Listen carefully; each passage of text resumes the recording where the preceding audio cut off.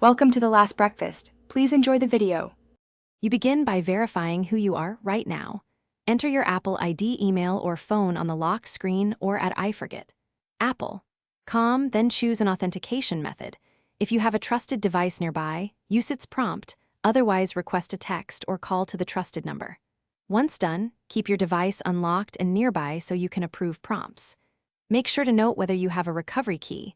If so, have it available before proceeding to account recovery.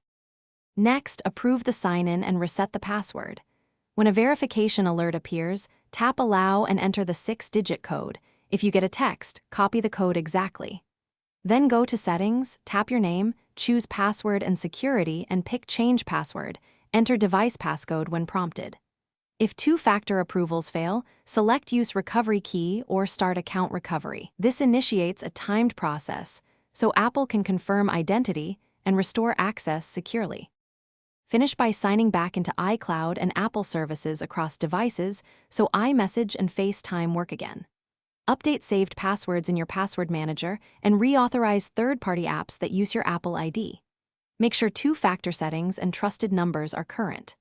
If access still fails, try restarting devices, then contact Apple support.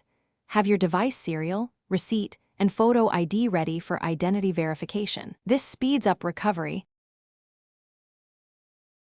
Thanks for watching. If this was helpful, leave a like and consider subscribing. See you next time.